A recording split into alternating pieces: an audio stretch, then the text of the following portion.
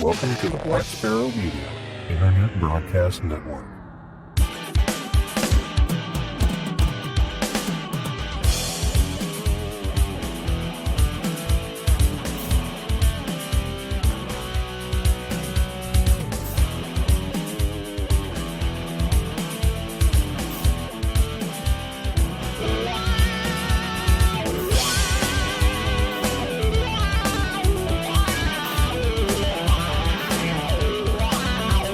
You are listening to Linux in the Ham Shack. LHS is a podcast about Linux, open source, and amateur radio for everyone. Now here are your hosts, Russ, K52UX, Cheryl, W5MOO, and Bill, NE4RD. Well, hello everybody, and welcome. You have tuned in to the very first episode of Linux in the Ham Shack in the new year of 2022. And just to make things excellent, we have started off with the Weekender. I mean, what a better way to start off a new year than with a Weekender. This is the 84th edition of the Weekender, and this is the most terrific amateur radio podcast on the internet, still going into the brand new year. So thanks everybody for staying along for the ride. We're glad you're here. And before we get into our topics, before we get into our amateur radio and hedonism and open source and all the good things that are good about life and amateur radio and open source, we will go ahead and introduce ourselves. I'm Russ, K5TUX. I'm Cheryl, W5MOO. And I'm Bill, NE4RD. And before we get down to the really good stuff, all the yummy food and all the alcohol and all the things that make life worth living, we make you sit through the other stuff. Because we have to talk about amateur radio. We have to talk about open source. We have to make this sort of legit for tax purposes or something. But none of that is true. But anyway, let's go ahead and get on with it. We start off with this weekend in amateur radio, which actually covers the next 2 weekends in amateur radio and perhaps beyond. But Bill leads us off with upcoming contests. That's right. It's a whole new year of CQ contest, and we kick off the year just right. This weekend with the ARRL RTTY Roundup, which of course is no longer just RTTY, but let's see when it starts. It starts on 1800 Zulu January 8th, and it runs to 2400 Zulu January 9th. Bands there are 80 meters through 10 meters, and modes I list as digital because here they are. Amateurs worldwide contact exchange and exchange QSO information with other amateurs using digital modes. This includes Baudot, RTTY, PSK, FT8, FT4, ASCII, AMTOR, and packet attended operation only. On, of course, the 80 through 10 meter bands, no work. Any station may work any other station. Stations may be worked once per band, regardless of mode. So that's kind of cool. You can kind of work them on every band. Automated operation is not permitted. So that means you WSJTZ users turn off your automation. Ha ha ha. Wink wink, nudge nudge.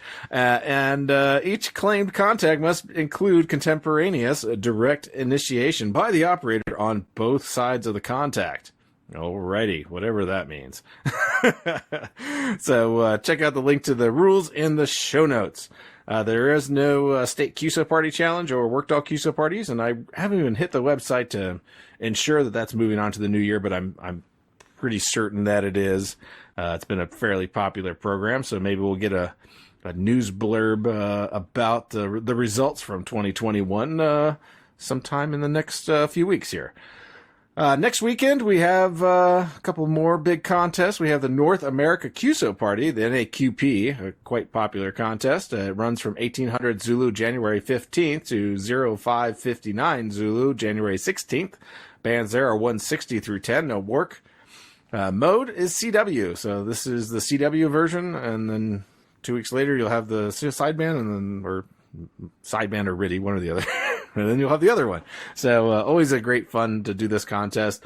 New updated rules for 2022. So be mindful of the single operator assisted class and see if you qualify for that class instead of the regular single operator. And of course, I believe the team competitions are still occurring where you can sign up with, I think 5 of your favorite ham radio people, make a little team and have a little side competition. There's no real rules on that, so you can be a team of any amateurs anywhere. So it should be fun.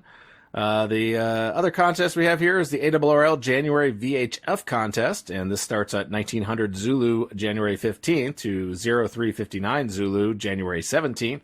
Bands there are 50 megahertz and up. Modes are any. And what is this? This is for amateurs in the U.S. and Canada and their possessions to work as many amateur radio stations as possible in different 2 degrees by 1 degrees Maidenhead grid squares. So just grid squares. So much words there. As possible using authorized frequencies above 50 megahertz. Stations outside the U.S. and Canada and their possessions may only work stations in the U.S. and its possessions and Canada. So again, check out the rules if you have any questions whatsoever. The higher bands as you go, the more points you can earn per contact. So having multiple bands is pretty good for your score. Also a great one to do some rovering. So be on the lookout for picking up some rovers and possibly some rare grid squares for all you Fred Fish chasers out there. Again, there's no state QSO party challenge that weekend, so no other state QSO parties, just because we have a state, a whole nationwide QSO party going on that weekend. Generally not good to have those running side by side. So there you go. That's what we got for the next 2 weeks. What do we got for special events? All right, coming up in amateur radio special events, we've got a few here to talk about. There are more than this. You can check out the ARRL contest calendar if you want to find out what else is going on out there. But here's some highlights. We have the American Revolution. Oh, that's a cool word. American Revolution Battles of Princeton. I think that's just one battle. Battle of Princeton. Commemoration. This will be operating from January 1st, which is already happening, through January 9th. 2359 Zulu is the end time. Call sign on this is Whiskey 2 Papa. Frequency, the only one listed was 14.250, and so I'm going to assume it's going to be phone. And to commemorate the historic Battle of Princeton, the Delaware Valley Radio Association will, that's the Devura, will operate a special event station on the days of the battle from its club station. The club station is located right along the route of the march from Washington's troops from the river crossing at McConkey's Ferry, now Washington Crossing, PA, to the battle sites in Trenton and Princeton. QSL card for the W2P event can be had by sending a self-addressed stamped envelope. Additionally, for contacting W2P and the previous event, W2T, you can get a certificate conferring a commission as lieutenant in the Continental Army Signal Corps for $5 if you want that, if you want to pay for a piece of paper. So there's that. Next, we have the 80th anniversary of the 8th Air Force. This will be operating from January 19th at 0400 Zulu to January 24th at 0359 Zulu. Call sign is WW2FLY, Whiskey 2, Foxtrot Lima Yankee. Frequencies will be on or about 1.900, 3.840, 7.180, and 14.250. And I comment that one like I'm European. Modes will be phone. And we are the World War II Flying Fortress Amateur Radio Club. This club was started for the more than 50,000 airmen who lost their lives in the 4 years of World War II. And the majority of those losers, oh man, losses, not losers. Losers! That was misreading. I was not saying anything about the airmen of the 8th Air Force. The losses were on bomber missions over Nazi Germany in B-17s and B-24s. The average age of the crew of a B-17 was less than 25, with 4 officers and 6 enlisted airmen manning the aircraft. We can't wait till the special event we have in the making for the 80th year anniversary of the 8th Airborne World War II. Certificate is available. That information actually came from a QRZ about W2FLY, and link to the additional information will be in the show notes. And the next one, there really wasn't much information about it, but I think it all sort of makes sense, is the Silent Key Memorial Weekend. This will be operating January 21st, 0000 Zulu to January 23rd, 2359 Zulu. Call signs are Kilo 5 Delta and Kilo Foxtrot 5 Uniform Papa Charlie. The frequencies will be on or about 7.265 and 14.265 phone. And this is to remember those who have passed on. Silent keys will never be forgotten. More information is on Facebook, and a link to the information is in the show notes, or will be very soon by the time you hear this. So that's all I've got for the next couple of weeks in upcoming special events. So we move on to announcements. So, announcements. Well, the big announcement is that we're going to be messing with recording schedule. We are going to be recording two more episodes on Thursday night. The next short topic and the next deep dive will be on Thursday at 8 o'clock Central Time. And then, assuming the world doesn't collapse, Bill will be headed to Ireland, which means we're going to have to adjust for the fact that he's going to be 6 hours ahead of me. So with that in mind, we're going to move the recordings when he is away to 2 p.m. Central Time on Sunday afternoon, 2 p.m. That will be approximately for 3 months. So mid-January through sort of mid to late April. And then, just to make things even more confusing, when Bill comes back from Ireland, we are going to permanently move the recording schedule from Thursdays to Wednesday. We will be keeping the time the same. It'll be 8 p.m. Central Time, but we will be doing Wednesdays because that seems to interfere far less with our lives in general. It also allows us to get on nets we want to get on, and hopefully it allows more people to actually tune in and listen because we won't be going up against like Neil and like everything that everybody has going on Thursday nights.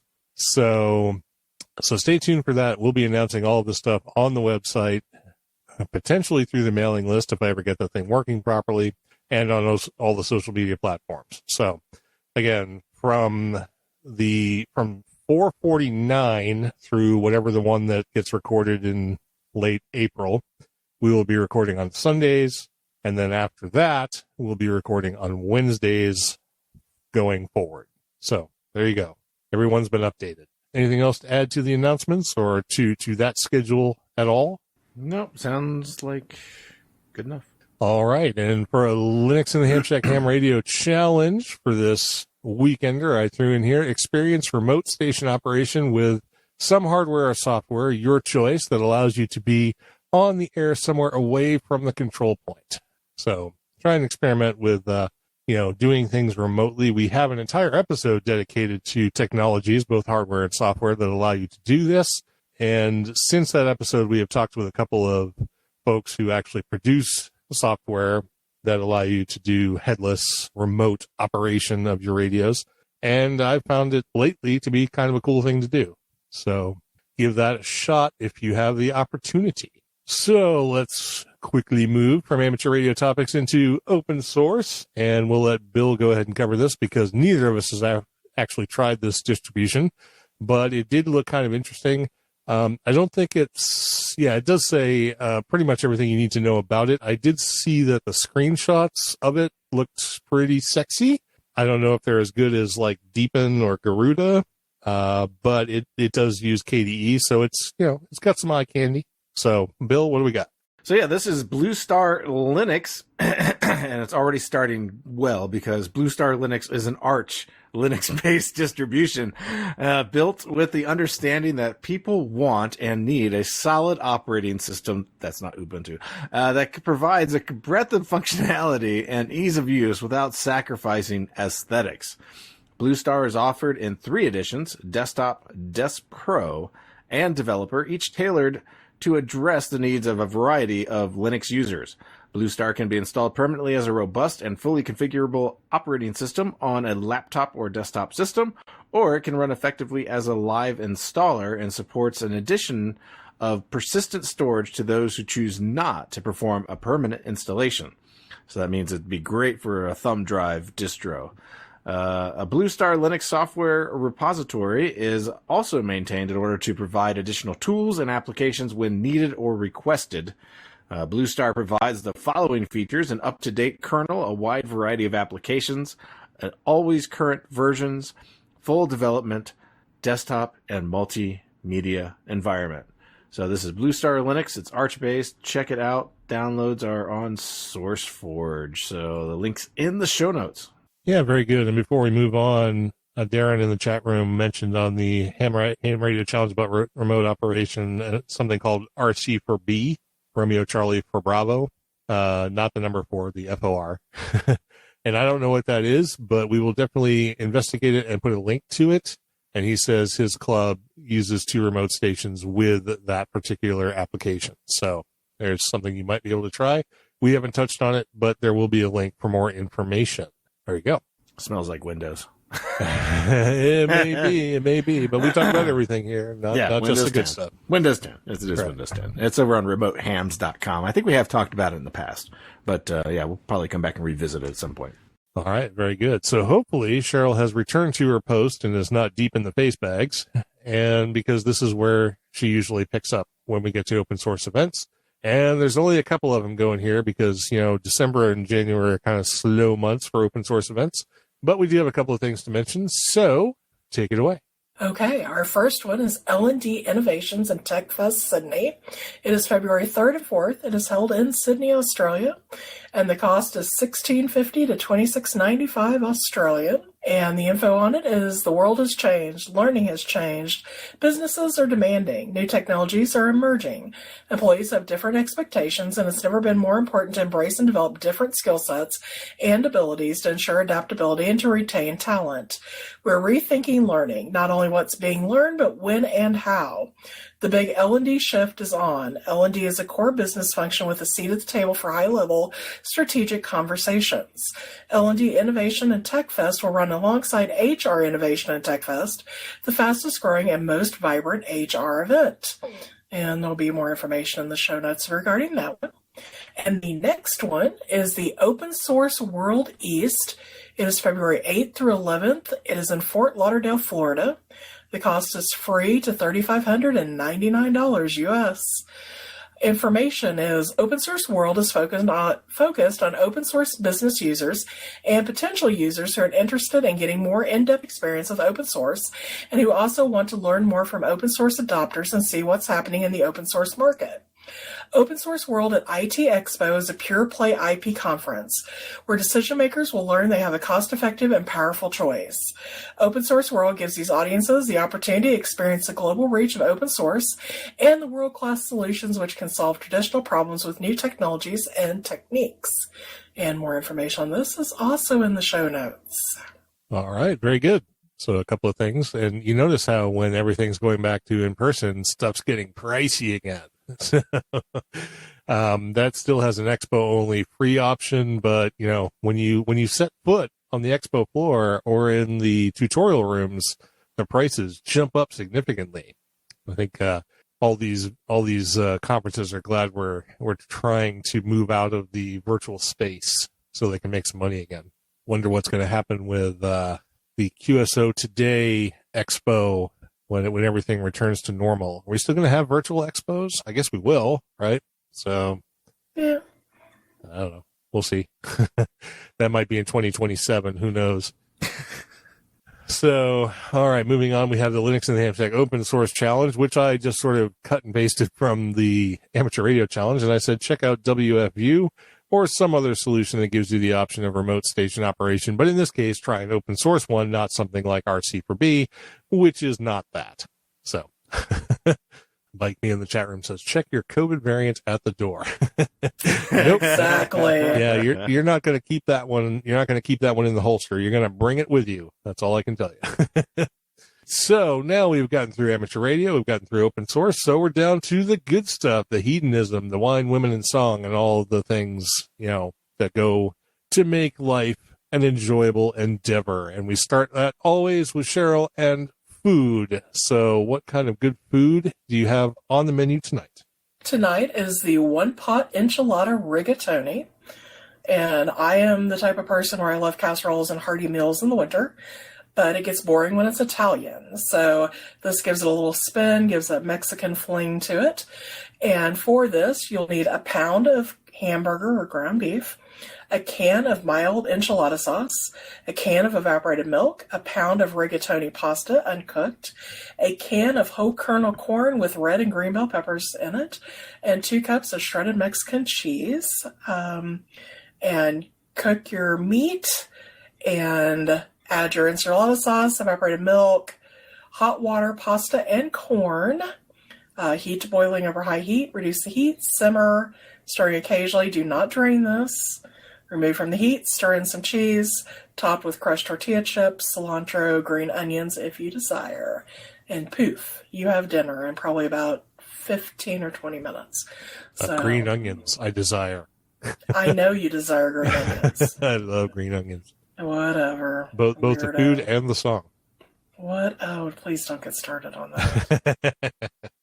All right, I won't get started. All right. And for my mixed drink corner, I picked the toasted almond, and it is not snowing right now, but it has snowed today, and this calls for a nice wintry drink, and this one definitely fits the bill. It calls for 2 parts vodka, 2 parts amaretto, 1 part of coffee liqueur like Kahlua, and 3 parts of heavy cream. Dump all this in a shaker with some ice. Shake it up good, strain it into a glass, and garnish with a little bit of nutmeg to add a warm, spicy flavor to the drink. That does actually sound good because we discussed this a little bit earlier, and it's essentially a mudslide where you swap the Irish cream for amaretto and then throw a little nutmeg in. So that definitely sounds good. It sounds sweet, but it sounds good. Yes, so it's definitely going to be very sweet. So. And Dan, KB6NU in the chat room says that Eric is planning to keep the QSO Today Virtual Ham Expo going even after the return to in-person Ham Fest because he feels that the audience is different from the folks that go to Hamcation or Hambention. So that may be entirely true. Yeah, I can see that. Yeah, I can see that too. So we have my drink corner after Cheryl's food and drink corner. Tonight, people are probably wondering why I haven't reviewed this in the almost 4 years I've been doing reviews, but I actually haven't had a bottle of it until recently. So we're talking about Angel's Envy Kentucky Straight Bourbon Whiskey. There was some controversy about this that I saw somewhere, that because it's finished in port wine casks, that it technically can't be called bourbon. And I don't know if that's true. I didn't get a chance to do the research on it. So I don't know if it's technically a bourbon or if it's just an American whiskey with a port wine finish, but either way, it is what it is. Where other bourbons stop, Angel's Envy finishes. Angel's Envy Kentucky Straight Bourbon is finished in port wine casks for an award-winning spirit. We guide each batch's conditioning, blending our handcrafted bourbon in small batches of 8 to 12, 8 to 10 barrels at a time. Boy, this is the first episode of the year, and already it seems long. So from what I could tell from searching around the interwebs, the mash bill on Angel's Envy is 72% corn, 18% rye, and 10% malted barley, which definitely fits the mash bill of a bourbon. It's bottled at 43.3% or 86.6 proof, which is kind of a weird number, but it's slightly above 43, which makes it not quite as sucky as something that's bottled at 40. It comes out of Louisville, Kentucky. It has a nice medium amber color, and it's in a pretty recognizable and I think pleasing to the eye bottle that a lot of people associate with Angel's Envy. It's kind of one of the few whiskeys, and it may be the only one that's actually bottled in a bottle that looks like Angel's Envy. So it's pretty distinctive when you see it on the shelf. The nose on it is weird. What I got out of it was oak, dark fruit, like black cherry, raisin, peanut brittle, baking spice, buttered biscuit, and Sharpie. Sharpie. Quite literally, like the neck pour, when I first started it, was very strong on the, yep, this is a black marker. I will say that as I've drunk down more into the bottle, that Sharpie note has gone away. 99%, but there's still kind of a little essence of it there. So just be prepared for the fact that you might pick up a little bit of Sharpie marker. Now, if you're like me, I am straight up fine with sniffing Sharpies. So those things are wonderful. So it doesn't really detract from it for me, but overall, well, you'll see when we get to the bottom here. The taste on it is fairly similar, not quite as distinctive as some of the nose scents. There's raisin, dark fruits, cocoa, baking spice, oak, dune grass, and fruitcake, which I got off there. All of those sort of meld together, but the longer you drink it, the more you can piece them out. And the finish on it is a medium length. It would be longer if it was higher proof, but the low proof kind of makes it fade pretty quick. You get some hints of the fruit notes, a little bit of the oak, some peanut flavor, and a vague sweetness. Overall, I was not particularly impressed. I will say that the more I drank of it, and this has nothing to do with getting drunker, but honestly, the more of it I had, the flavors tended to be a little bit stronger and a little bit more enjoyable, not quite as acerbic as they were at the very beginning. But I did adjust my rating by 1 point up, but it's still not good. And the price on this is really high for something that's bottled on at 43%. I've seen it anywhere from $40 to like $110, depending on where you buy it from. So if you're going to buy this and try it, I would definitely recommend staying on the low end of that scale, as close to $40 as you can get, because I don't find this particularly enjoyable, and I'm probably in the minority on that, because everybody I know or everybody I've ever heard of, with a couple of exceptions in online reviews, really digs Angel Envy. But honestly, for port finished whiskey, I've mentioned this before, I think, and I may have even done a review of it. The Isaac Bowman port finished whiskey is way better than Angel's Envy, and it's cheaper too, I think. So anyway, I don't remember what I rated it, but what I did do is I gave Angel's Envy an 82 out of 100, so it's pretty low. But that being said, I did make an old fashioned with it, and it's much better in an old fashioned. It makes a really good old fashioned. I would give it somewhere in the 90s as a whiskey to put it in an old fashioned. So there you go. If you want to spend a lot on a whiskey that's not particularly good but make old fashions with it, you could certainly do worse. So anyway, that's all I have to say about Angel's Envy Kentucky Straight Bourbon, maybe whiskey. So yeah. I looked up the rule regarding bourbon. According to the ATF, as of 2018, and they were trying to change the law a little bit, but as of 2018, in order for it to be called bourbon, it had to be aged in a 50-gallon new charred oak barrel. But because so many companies have changed to using port wine or other barrels, rum, whatever, they were thinking about changing that and also changing the barrel size. So I don't know. The legislation on it is massive, and I'm not going to read through all of it to see whether or not they passed the rule or not. But that was the deal in 2018, was they were trying to kind of overthrow that regulation because of these, new types. But according to what they said, it could not be even called a whiskey. It had to be called a liqueur if it wasn't done in a new oak barrel.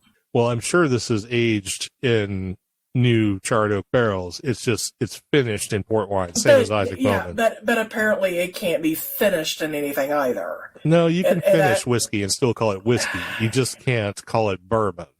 Okay, I'm just telling you what I read. No, I understand that, but I'm in the whiskey tribe, and they talk about this all the time. You can finish whiskey in something and still call it whiskey. It's just whether or not you can call it bourbon. Okay. Again, we're still at maybe. But whatever it is, it's Angel's Envy. So, and Angel's Envy has a rye, and I've heard that the rye is much better than the quote-unquote, I'm air quoting, bourbon. So maybe we'll get to that. And I see that Darren in the chat room said that Angel's Envy in Australia comes out to the U.S. equivalent of $104, and I said, stay the hell away from it. Yeah, totally not worth it. Yeah. I mean, I do have to say, if you do go to Louisville, it is a pretty cool place to visit because that's where they're at. Right. And I've been there, and yeah, they're just, it's kind of cool. I mean, Old Forester and Angel's Envy are like the two big ones right there in town. So definitely worthwhile going there. And yeah, it's a bit pricey.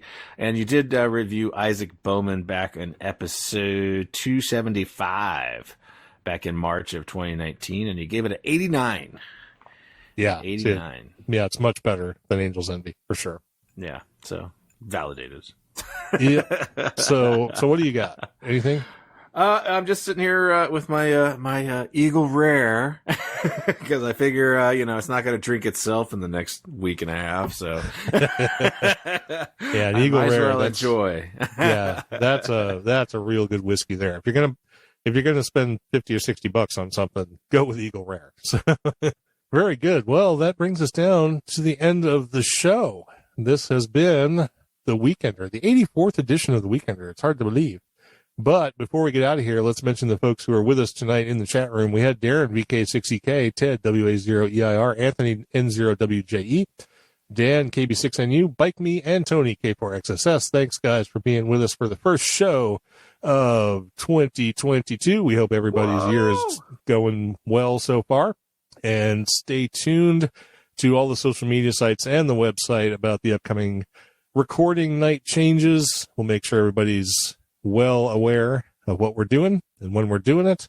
And with that, we'll go ahead and get on out of here. We hope you have a great couple of weeks, and tune in for, in a little bit when you're going to hear what Bill sounds like from Ireland. It's going to be interesting. So anyway, let's get out of here. This has been episode number 446 of Linux in the Ham Shack. I'm Russ, K5TUX. I'm Cheryl, W5MOO. And I'm Bill, NE4RD 73.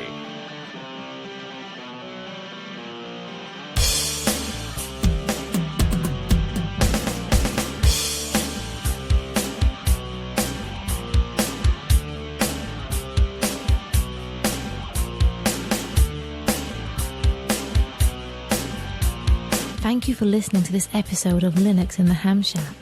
LHS is a community-sponsored podcast. The show is recorded live every Thursday at 8 p.m. Central Time, ± QRL.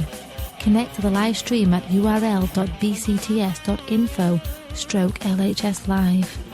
Our website is located at lhspodcast.info. You can support the podcast by visiting the LHS Patreon page at patreon.com/LHS Podcast, or by using the contribute list on the homepage. Get in touch via social media. We have a presence on Discord, Facebook, IRC, Twitter, and YouTube. Our IRC channel is #LHS Podcast on the Freenode network, and the Discord invite link is url.bcts.info/Discord. You can also drop us an email at info@lhspodcast.info, or leave us a voicemail at 1-909-LHS-SHOW. That's 1-909-547-7469. Visit the online LHS merchandise store at shop.lhspodcast.info for fun and fashionable show-themed merchandise. Become an ambassador and represent LHS at a local Linux convention or Hamfest. Email ambassadors@lhspodcast.info for more information, or visit the homepage for details. Until next time, remember to always heed your hedonism.